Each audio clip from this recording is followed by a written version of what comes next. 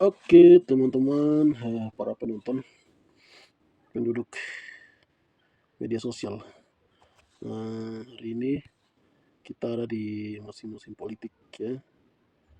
Bulan-bulan lalu kita sudah masuk dalam pemilihan DPR, daerah sampai provinsi, terus pusat. Terus bulan ini dan 2 bulan ke depan lagi kita masuk dalam pemilihan bupati dan gubernur. Papua hari ini ada 2 isu antara soal status identitas, terus asal-usul dan lain-lain bagi para bakal calon. Seperti di Papua Barat Daya, itu sedang bermasalah, terus kita yang di daerah-daerah lain juga sama begitu. Di tengah-tengah ini saya dari Provinsi Papua Pegunungan. Jadi kita di Papua Pegunungan ini posisinya ada 8 kabupaten. 8 kabupaten ini yang sudah bakal calon di provinsi hanya 2 bakal calon, yaitu Pak Juntapu, terus Pak Beva Jikibalom. Jadi kedua bakal calon ini sudah diinformasikan atau sudah ditetapkan bahwa calon sah. Jadi hari ini saya sebagai anak muda mau sampaikan bahwa kalau kita mau lihat secara utuh Papua ini, secara utuh kita orang Papua Pegunungan, 8 kabupaten ini, itu yang lain-lain itu terserah teman-teman, silakan. Cuman kalau untuk saya anak muda, saya dukung Beva Jikibalom. Karena Beva Jikibalom ini dia mantan bupati 2 periode di Lanijaya, Kabupaten Lanijaya, ibu kota Tiong. Terus memang semenjak dia bupati banyak program, banyak terobosan yang dia lakukan. Salah satunya yang hari ini dikenal dengan MCS gitu. Jadi isu yang dia bawa sampai di provinsi hari ini adalah MCS gitu. Jadi teman-teman, bagi para penduduk media sosial, hari ini saya mau sampaikan kita lebih bagus kita mendukung Beva. Karena apa? Saya salah satu anak Lanijaya yang saya memang benar-benar merasakan itu. MCS itu kepanjangannya mandiri, cerdas, dan sehat. Jadi disingkat dengan MCS. Jadi program itu memang sangat-sangat unggul. Saya memang tidak punya orang dalam, tidak punya apa-apa, bahkan pejabat besar, tapi saya mengaku dan sebagai rakyat biasa, masyarakat biasa, saya aku dia begitu. Dan teman-teman tahu hari ini saya mau bilang begini. Periode pertama Bupati Lanijaya Beva itu mantan bupati ya, bukan bupati, mantan bupati itu dia memang lawan. Itu memang pertaruhan luar biasa. Tapi periode kedua itu rakyat sendiri yang pilih. Ada satu kata menarik yang waktu itu sempat viral dalam bahasa daerah itu, bahasa lain itu begini, nanolekme, artinya kurang apa jadi gitu.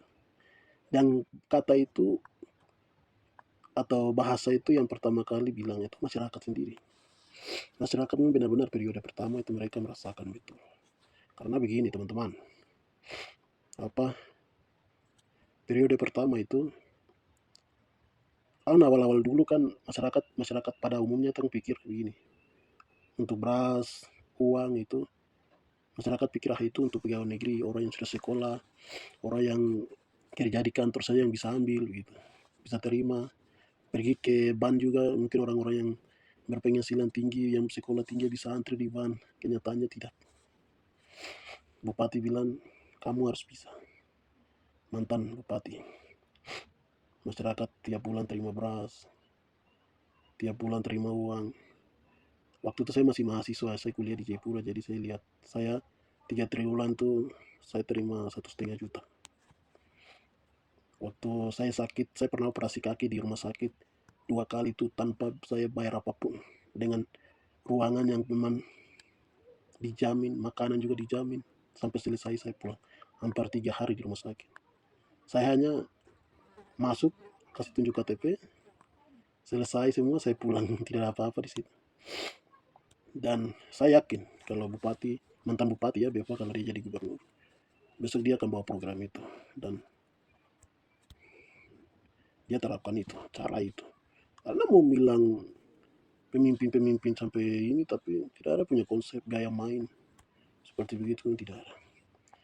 Memang mau bilang jujur ada hal-hal yang kejanggalan-kejanggalan di dalam program ini. Tetapi hal yang saya akui adalah kesentuhan pemerintah terhadap rakyat itu memang benar-benar ada dan masyarakat itu benar-benar menikmati gitu. Kalau di sisi mau bilang politik atau di sisi jabatan, bupati memang mau bilang banyak bilang bupati dia pilih keluarga, dia main keluarga dan lain-lain. Tapi itu urusan pada umumnya, itu urusan pada umumnya. Contohnya saya ini kan marga Koya. Jadi contohnya kalau mantan bupati ini dia kasih jabatan, orang Koya mungkin kepala dinas dan lain-lain. Tidak mungkin kita orang Koya ini semua dapat jamin dari kepala dinas itu. Itu perut istri dan anak begitu. Istri anak di rumah, keluarga yang dekat-dekat saya makan minum. Tapi yang saya akui adalah dia melihat utuh masyarakat yang dulu dong pernah datang ke Tiong Pasar itu jalan kaki, hari ini dong bisa datang dengan motor, mobil, luar biasa. Jadi itulah seorang Beva punya pikiran yang cerdas yang membuat masyarakat Lanijaya memang benar-benar disejahterakan. Jadi satu kata yang tadi saya bilang nanolek me itu begini, masyarakat periode pertama itu mereka ada yang lawan, ada yang mendukung dia. Tapi periode kedua itu masyarakat yang pilih dia, kurang apa jadi begitu, kurang apa jadi. Dan bahasa itu tidak salah saya dengar-dengar itu ada orang tua di rumah, dia yang bilang nanolek me kurang apa jadi, dukung, lanjutkan dia begitu. Jadi untuk Bepa tidak ragu lagi itu, saya mau bilang kita harus dukung Bepa ya, sama aja kita harus dukung Bepa. Bukan harus, itu terserah, namanya politik itu kan seni, kita kayak main bola, kita masuk satu lapangan, kita bertanding, siapa yang menang ya itu ya nasib dia, nasib mereka. Kalau kita kalah ya itu nasib kita gitu.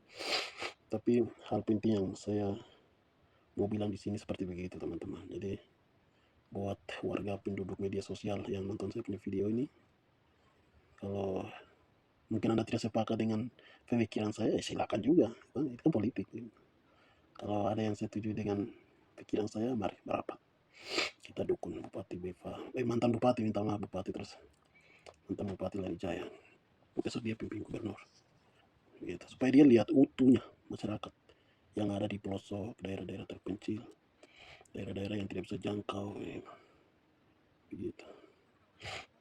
Jadi ada hal-hal yang perlu kita harus lihat secara utuh, begitu.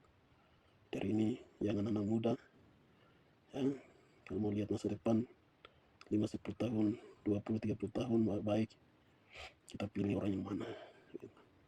Supaya nasib kita yang diselamatkan, begitu. Jadi seperti tadi saya cerita pengalaman mantan bupati selama dia periode di Lanijaya. Apalagi satu hal yang saya lupa, itu waktu COVID itu kawan-kawan, itu jaminan penuh sekali yang masyarakat Lanijaya itu luar biasa, dikawal gitu. Akhirnya tidak ada masyarakat Lanijaya yang kena COVID, sehat 100%. Jadi kita lihat pemimpin seperti begini, supaya pemimpin seperti begini kita terus dukung agar melihat masa depan Papua ini, lebih khusus kita Papua Pegunungan. Dari 8 kabupaten ini kita bisa melihat ada perubahan-perubahan yang bisa membanggakan dan memajukan negeri kita. Seperti begitu guys. Selamat beraktivitas, jangan lupa makan. Amin.